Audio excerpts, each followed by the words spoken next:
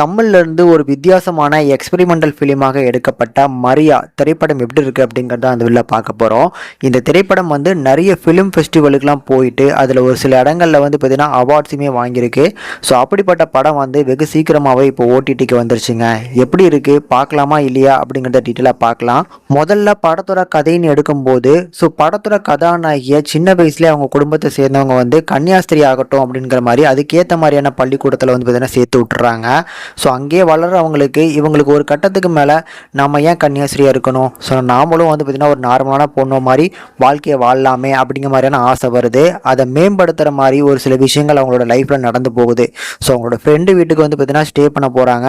அங்கே ஒரு சில விஷயங்களை கேட்டு பார்த்து அதுக்கப்புறம் ஒரு சில விஷயங்களும் நடந்து போயிடுது. இதை பற்றி அவங்க குடும்பத்தில் இருக்கக்கூடிய அவங்க அம்மா கிட்டக்குமே பேசி பார்க்குறாங்க. ஆனால் அதுவுமே ஒத்து வர மாதிரி தெரியல. ஒரு கட்டத்தில் இப்படி இயேசு கிறிஸ்துவே எல்லாம் அப்படின்னு சொல்லிட்டு இருந்தவங்க சாத்தான் வழிபாடுக்கு போகிறதுக்கான காரணம் என்ன, அதுக்கப்புறம் இந்த கதையில் என்னென்ன விஷயங்கள் நடக்குது அப்படிங்கிறத ஓரளவுக்கு சூப்பராக இன்ட்ரெஸ்டிங்காக எடுத்துருக்கக்கூடிய படம் தான் வந்து இந்த மரியா. எனக்கு இந்த படத்தில் பிடிச்ச ஒரு விஷயம் அப்படிங்கிறது கண்டிப்பாக இந்த படத்தோட அந்த கலர் கிரேடிங் தாங்க. ஸோ நிறைய ஃப்ரேம்ஸ் யூஸ் பண்ணியிருக்கிறாங்க.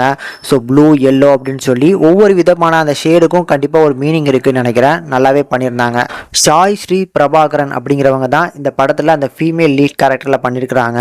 அருமையான நடிப்பு.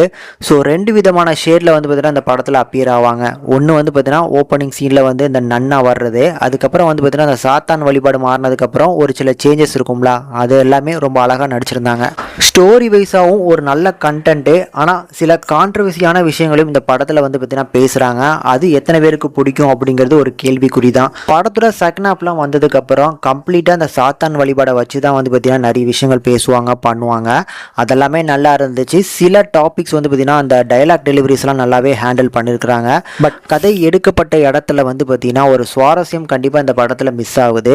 ஸோ வந்து ஒரு நல்ல கண்டென்ட்டுக்காக எடுக்கப்பட்ட ஒரு படமாக இருந்தாலும் ஒரு என்கேஜ்மெண்ட் அப்படிங்கிறது இந்த படத்தில் கொஞ்சம் மிஸ் ஆகிற மாதிரி நான் ஃபீல் பண்ணேன். மித்தபடி ஒரு புது எக்ஸ்பெரிமெண்டல் படங்கள், இந்த ஃபிலிம் ஃபெஸ்டிவலுக்கு போன படங்கள்லாம் வந்து பார்த்தீங்கன்னா நிறைய பார்ப்பீங்க அப்படின்னா கண்டிப்பாக இந்த படமும் ட்ரை பண்ணி பாருங்கள். ஒரு வித்தியாசமான ஒரு எக்ஸ்பீரியன்ஸாக இருக்கும். கண்டிப்பாக ஒரு மஸ்ட் வாட்சபிள் தாங்க என்னை பொறுத்தளவுக்கு.